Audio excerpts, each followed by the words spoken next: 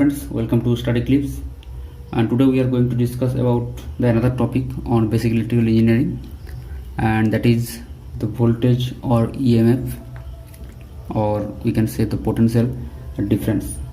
Okay, so पिछले video में हम लोग देखे थे कि एक कंडक्टिंग मटेरियल के साथ अगर हम लोग क्या किया था, एक बैटरी जोड़ दिया था, है ना।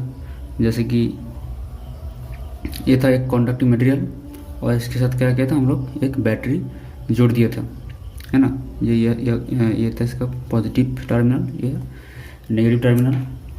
और तो बैटरी को इस तरीके से हम लोग इसके साथ जोड़े जैसे करंट का डायरेक्शन क्या था ना, इस तरह हो। ओके, तो यह करंट का जो डायरेक्शन था वो इसी प्रकार था, और जो नेगेटिव जो इलेक्ट्रॉन था, ठीक है, उस नेगेटिव चार्ज इलेक्ट्रॉन का जो डायरेक्शन था वो डायरेक्शन ठीक इस ओर था। ओके,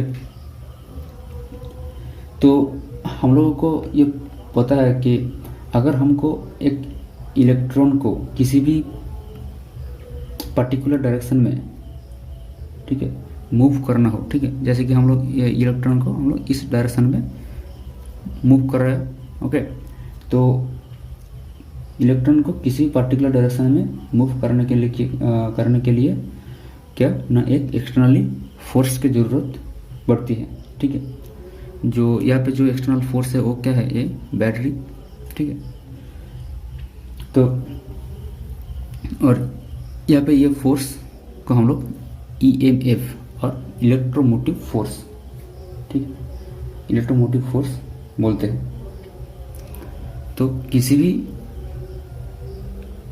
चार्ज को एक पर्टिकुलर डायरेक्शन में अगर हम लोग उसको मूव करने का कोशिश करें तो उसके लिए एक एक्सटर्नल फोर्स की ज़रूरत पड़ती है, और यहाँ पे वो एक्सटर्नल फोर्स है इलेक्ट्रोमोटिव फोर्स, दैट इज जिसको हम लोग वोल्टेज बोलते हैं, वोल्टेज और इलेक्ट्रोमोटिव फोर्स। ठीक, तो अगर हम लोग इसको थोड़ा सा डेफिनेशन के तहत देखें तो हम लोग इसको क्या बोल सकते हैं ना, the work done to move, okay,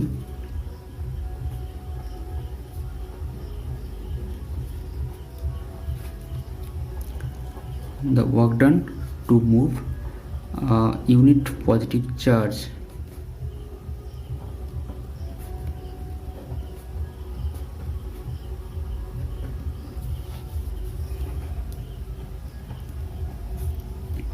from infinite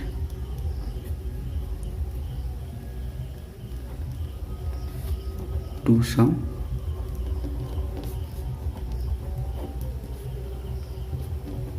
reference point, that is known as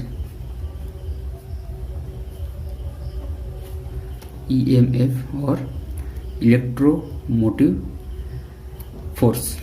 okay, तो किसी भी यूनिट पॉजिटिव चार्ज को अगर हम लोगों ने इनफाइनाइट से अगर उसको किसी भी पर्टिकुलर एक इलेक्ट्रिक फील्ड, ठीक है, इलेक्ट्रिक फील्ड के अंदर किसी भी पर्टिकुलर पॉइंट पे उसको लेके आने का प्रयास करें तो उसके लिए एक फोर्स की ज़रूरत पड़ती है। ठीक है, वो फोर्स ही है EMF, इलेक्ट्रोमोटिव फोर्स। तो ये इलेक्ट्रोमोटिव फोर्स और V वोल्टेज, ठीक है, तो इस वोल्टेज V को अगर हम लोग सिंप्लीफाई करें तो वोल्टेज V क्या है ना, this is work done per unit charge, तो work done dW by unit charge dQ, ठीक है, और इसको हम लोग लिख सकते हैं W बाई Q। ठीक है, तो इसका मतलब इसका यूनिट क्या होगा ना, वर्क डन का यूनिट क्या है, जूल, और दिस इज चार्ज कूलम, तो जूल पर कूलम, और इसको हम लोग बोलते हैं वोल्ट। तो दोनों यूनिट भी यूज होता है, ठीक है, जूल पर कूलम और वोल्ट दोनों ही कहीं ना कहीं काम आता है। ठीक है, तो अगर यहाँ पे मैंने बात करूँ कि बैटरी और इस कंडक्टिंग मटेरियल के बारे में, ठीक है, तो यहाँ पे जो पोटेंशियल डिफरेंस है, ठीक है, वो पोटेंशियल डिफरेंस क्या है ना द पोटेंशियल डिफरेंस मतलब इस जो कंडक्टिव मटेरियल है ना, ठीक है, दोबारा बना देता हूँ। तो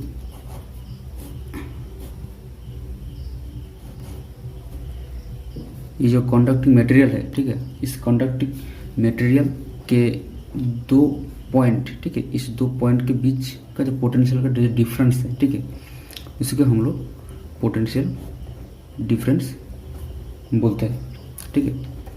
तो ये पोटेंशियल डिफरेंस को हम लोग V से डिनोट कर रहे हैं और EMF को भी हम लोग V से डिनोट कर रहे हैं। बट कभी कुछ ऐसा केसेस भी है, ठीक है, जहाँ पे हम लोग देखेंगे कि ये पोटेंशियल डिफरेंस जो है, ये पोटेंशियल डिफरेंस और EMF, ठीक है, ये हर वक्त सेम नहीं होता, ठीक है, मतलब ये भी EMF से डिफरेंट होता है। तो ठीक है, देखते हैं कि क्या डिफरेंस है इस EMF और ये पोटेंशियल डिफरेंस जो है इस दोनों के बीच, ठीक है। तो सपोज हमने एक एग्जांपल लिया, जैसे कि एक सर्किट,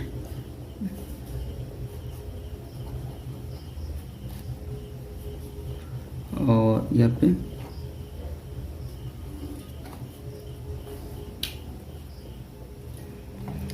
ये हमारा 2 ओम का रेजिस्टेंस और यहाँ पे लिए 2 वोल्ट का एक बैटरी सोर्स और वोल्टेज सोर्स, ठीक है।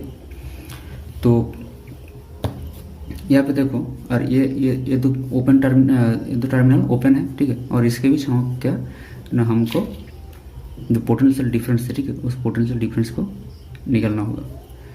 तो EMF क्या कितना है, EMF इक्वल टू 2 वोल्ट है ना। तो यहाँ पे EMF 2 वोल्ट है और ये दो टर्मिनल ओपन है, ठीक है। ओपन मतलब ओपन सर्किट मतलब यहाँ पे करंट फ्लो नहीं करेगा, ठीक है।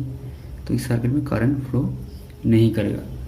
तो अगर करंट फ्लो नहीं करेगा तो इस जो रेजिस्टेंस है, ठीक है, इस रेजिस्टेंस के अक्रॉस जो वोल्टेज का ड्रॉप IR, ठीक है, तो I0, तो इसका वोल्टेज ड्रॉप भी क्या होगा, 0 होगा, ठीक है। तो ये रेजिस्टेंस के अक्रॉस वोल्टेज का कोई ड्रॉप नहीं हो रहा है, ठीक है। तो यहाँ पे करंट 0, वोल्टेज ड्रॉप भी नहीं हो रहा है। तो इस दो ओपन जो टर्मिनल है, ठीक है, ये टर्मिनल के जो डिफरेंस कितना होगा ना, potential difference PD, that is also 2 volt, क्योंकि अभी वोल्टेज का कोई ड्रॉप नहीं हो रहा। तो अगर ड्रॉप नहीं है तो पूरा का पूरा वोल्टेज यह भी शो करेगा, ठीक है। मतलब यह इस सर्किट पे EMF और पोटेंशियल डिफरेंस दोनों सेम है, ठीक है। तो इस सर्किट को अगर हम लोग थोड़ा सा मॉडिफाई कर दें, ठीक है, मतलब ना ये तो एज इट इज जो है वो ऐसे ही है।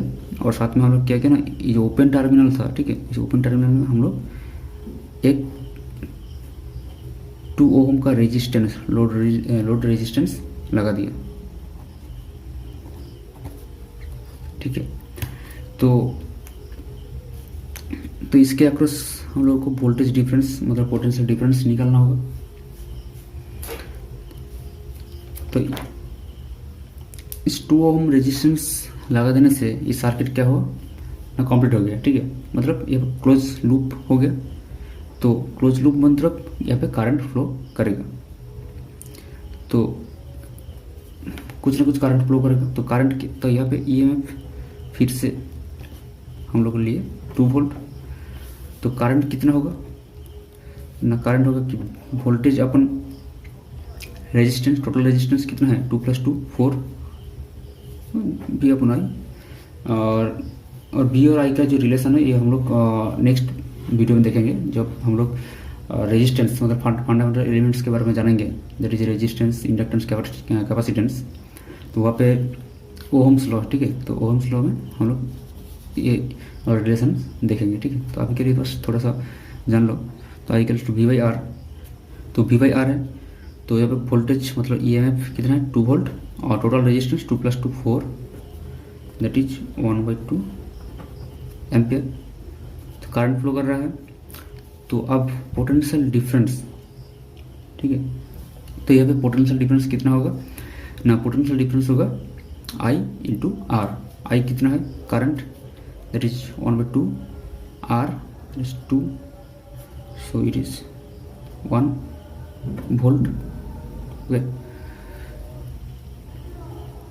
तो यहाँ पे पोटेंशियल डिफरेंस हुआ 1 वोल्ट और इक्विवेलेंट रेजिस्टेंस है, ठीक है, और इक्विवेलेंट रेजिस्टेंस कितना होगा 2 + 2 दैट इज 4 ओम।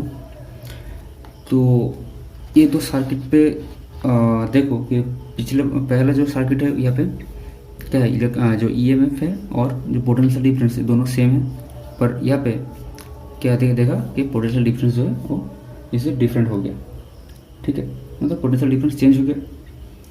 तो ईएमएफ और पोटेंशियल डिफरेंस के बीच एक छोटा सा और एक स्लाइट डिफरेंस है कुछ, ठीक है। और इस ईएमएफ और पोटेंशियल डिफरेंस के बीच अगर हम लोग थोड़ा सा कंपैरिजन करें, ठीक है, तो क्या देखेंगे ना, ईएमएफ और पोटेंशियल डिफरेंस। जो ईएमएफ क्या है ना, ईएमएफ है कॉज, ठीक है, मतलब ये अगर कॉज है, रीजन है, ठीक है, और पोटेंशियल डिफरेंस होगा इसका इफेक्ट, ठीक है। दूसरा क्या है ना, ईएमएफ एक सर्किट पे क्या कर रहा है, सोर्स की तरह काम कर रहा है ना। तो ईएमएफ होगा सोर्स टू द सर्किट, और जो पोटेंशियल डिफरेंस है ये एक है part of the circuit.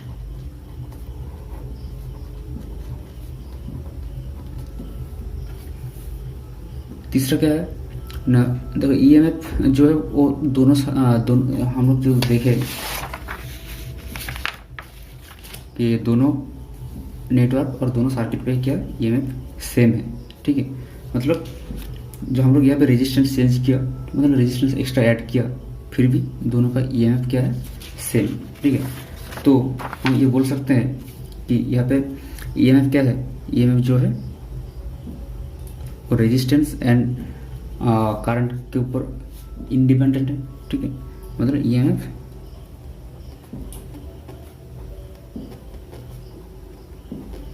Independent to the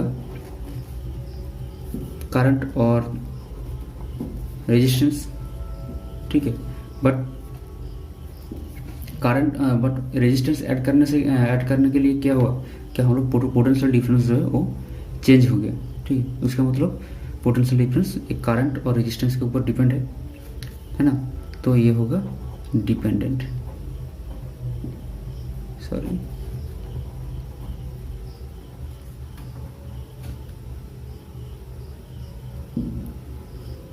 ये होगा डिपेंडेंट।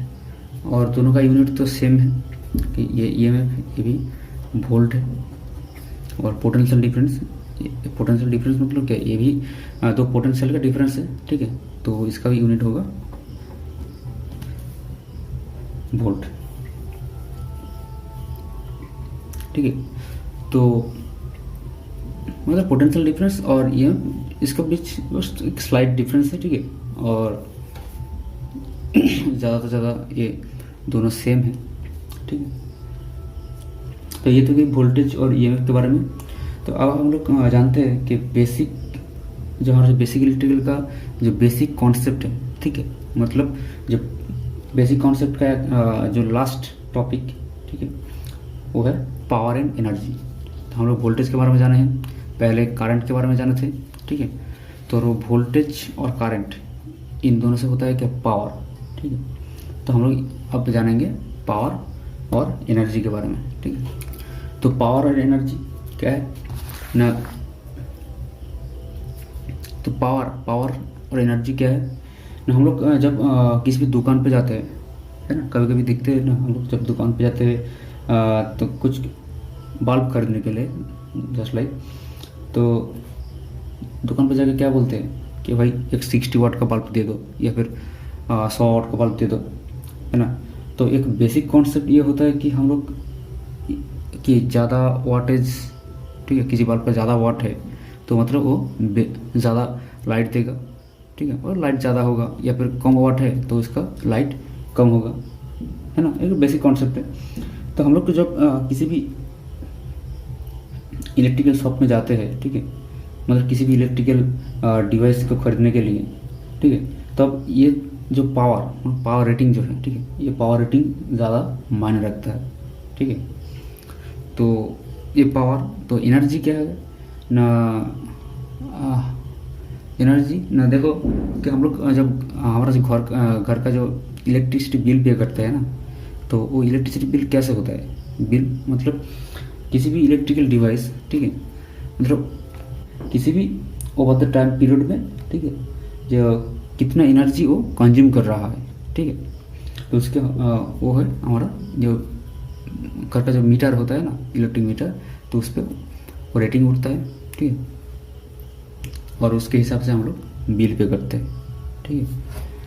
तो इस पावर को हम लोग क्या बोलेंगे ना, पावर इज द रेट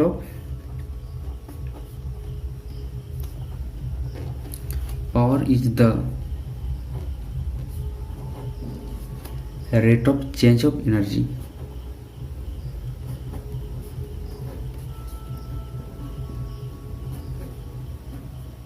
ठीक है। The power is the rate of change of energy, तो पावर पी से डिनोट करते हैं हम लोग, rate of change of energy, ठीक है, मतलब एनर्जी dW और द टाइम dt, ठीक है। तो मतलब P equals to dW by dt, तो इसका यूनिट क्या होगा ना, dW एनर्जी जूल और dt सेकेंड, जूल पर सेकेंड, जिसको हम लोग और बोल सकते हैं वाट, है ना। तो ये P इक्वल्स टू जो dW बाई dt है, ठीक है, इसको इस इक्वेशन को हम लोग थोड़ा सा मॉडिफाई करें तो क्या होगा ना, हम लोग इसको P इक्वल्स टू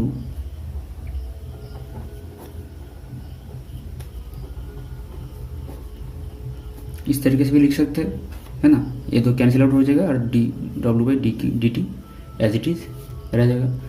तो अब देखो कि P इक्वल्स टू, तो dW बाई dt ये क्या है, the work done per unit charge, that is voltage, और ये है charge per unit time, that is current.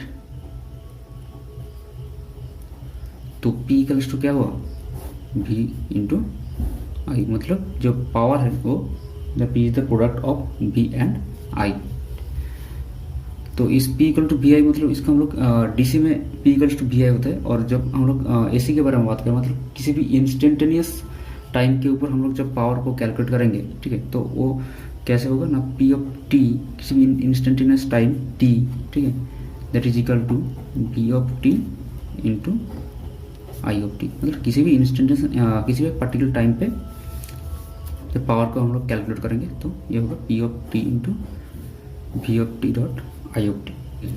तो ये पावर कब पॉजिटिव होगा और कब नेगेटिव होगा, मतलब कब ये अलग अलग टर्मिनोलॉजी से हम लोग इसको यूज करेंगे, है ना। जैसे कि कभी कभी होता है ना, suppose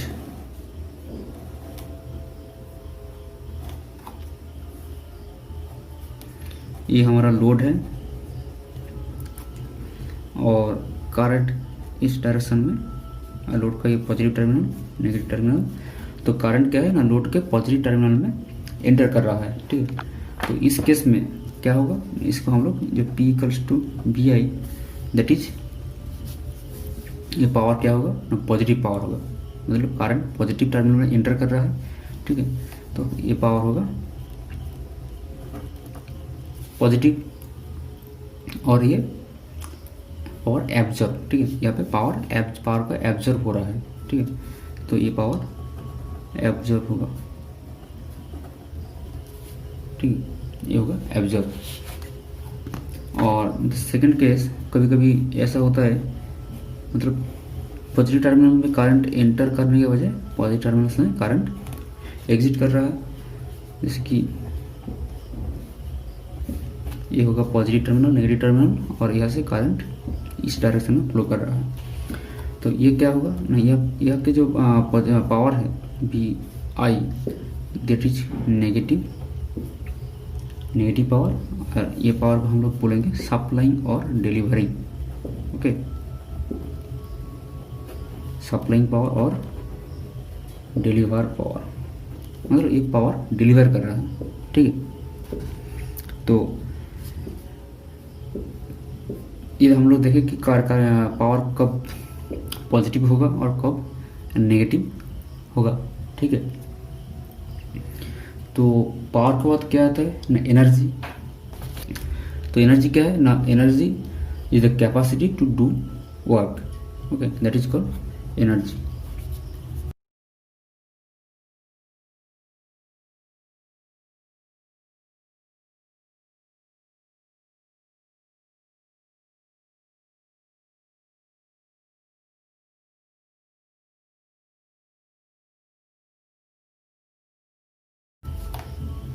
the capacity to do any work is called energy, ठीक है। तो हम लोग पहले देखें कि P इक्वल्स टू क्या था, D W by D T.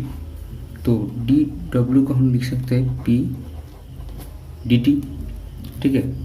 तो एनर्जी W क्या होगा, integration of P D T, ठीक है। तो P इक्वल्स टू हम लोग वी आई है ना, P इक्वल्स टू वी आई, तो इसको लिख सकते हैं V dot I D T, और ये होगा V आई टी, ठीक है।